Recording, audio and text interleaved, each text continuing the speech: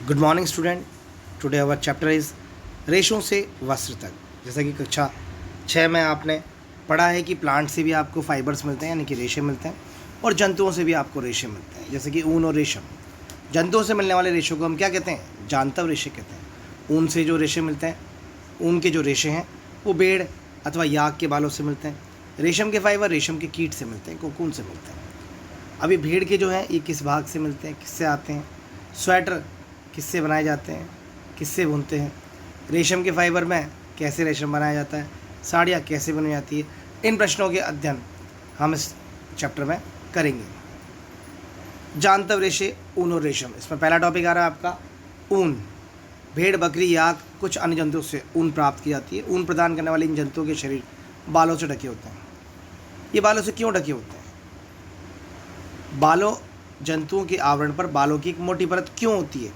बालों के बीच अधिक मात्रा में वायु आसानी से भर जाती है, और वायु ऊष्मा की क्या होती है? कुचालक होती है, जैसा कि हम अध्याय 4 में पढ़ेंगे।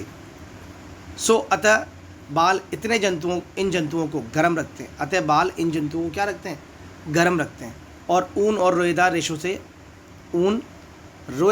रेशों से प्राप्त की जाती है। नाउ, ऊन प्रदान करने वाले जंतु। हमारे देश के विभिन्न भागों में भेड़ों की अनेक नस्लें पाई जाती हैं। जैसा कि भेड़ों की ऊन का एकमात्र स्रोत नहीं है, फिर भी बाजार में सामान्य रूप से उपलब्ध ऊन भेड़ की ऊन ही होती है। याक की ऊन तिब्बत और लद्दाख में प्रचलित है, और दक्षिण अमेरिका में पाए जाने वाले लामा अल्पेका से भी ऊन प्राप्त होती है। बकरी के बालों से भी ऊन प्राप्त होती है। अंगोरा ऊन को अंगोरा नस्ल की बकरियों से प्राप्त किया जाता है,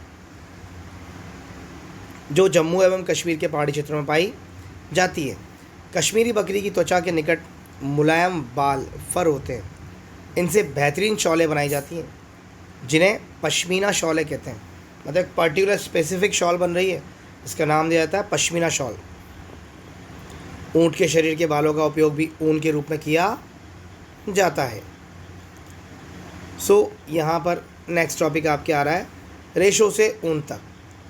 ऊन प्राप्त करने के लिए भेड़ों को पाला जाता है। उनके बालों को काट कर फिर उन्हें संसाधित करके ऊन बनाई जाती है।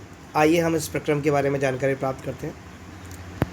भेड़ पालन और प्रजनन, मतलब भेड़ को किस तरह से पाला जाता है और किस तरह से उसका प्रजनन होता है। यदि आप जम्मू और कश्मीर, हिमाचल प्रदेश, अरुणाचल प्रदेश, उत्तराखंड, सिक्किम आदि, अथवा हरियाणा, पंजाब, राजस्थान, गुजरात के मैदानों की यात्रा करें तो आप गडरियों को भेड़ों के झुंडों के साथ चराने के लिए लेते देखा होगा आपने।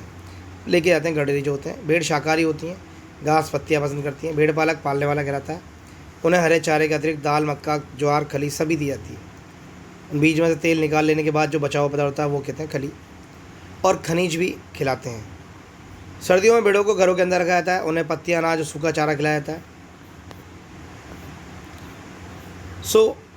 हमारे देश में अनेक भागों में भेड़ों को ऊन के लिए पाला जाता है। जैसा कि आपके सारणी में दिया गया है, नस्लों के नाम दिए गए, देश में उत्पादन के लिए पाला जाता है। ये बताया गया है कहाँ पर कौन सी भेड़ मिलती है और कैसी प्रकार की बोलेगी। जैसे कि यहाँ हम देख सकते हैं, जैसे कि लोही, अच्छी गुणवत्ता की ऊन, राजस्थान, पंजाब, रामपुर, बुयाशर, भूरी ऊन, गलीचे की ऊन ऊनी शालों के लिए, मोटी रुक्ष हौजरी के लिए, बाखरवाल, मारवाड़ी, पाटनवाड़ी नेम्स है इनके, जो आपके भेड़ होती है उनके। और किस राज्य में पाई जाती है, उस पर्टिकुलर राज्य का नाम यहाँ दिया गया है इस टेबल के अंदर। जैसे कि हम डिस्कस करते हैं कि भेड़ों की कुछ नस्लों के शरीर पर बालों की घनी परत होती है, जिससे बड़ी मात्रा में अच्छी गुणवत्ता की ऊन प्राप्त होती है, जैसा कि पहला बताया भी गया है। इन भेड़ों को वर्णात्मक प्रजनन द्वारा उत्पन्न किया जाता है। सेलेक्टिवली इनको चूज़ कर लिया जाता है और उनसे प्रजनन कराया जाता है, और उनसे जो बच्चे उत्पन्न होते हैं उनको ऊन निकालने में लिया जाता है, क्योंकि हमें मालूम है ये जो भेड़ है वो जेनेटिकली बहुत अच्छी है, इससे अच्छी ऊन निकल रही है। तो जिनमें से एक जनक किसी अच्छी नस्ल की भेड़ होती है, और जब पाली गई भेड़ के शरीर पर बालों की घनी वृद्धि होती है तो ऊन प्राप्त करने के लिए उसके बालों को काट लिया जाता है। सुनाओ, यहाँ पर अगला टॉपिक आ रहा है आपके रेशों को ऊन में संसाधित करना। इस टॉपिक को हम अगली क्लास में कंटिन्यू करेंगे। थैंक यू वेरी मच बच्चा।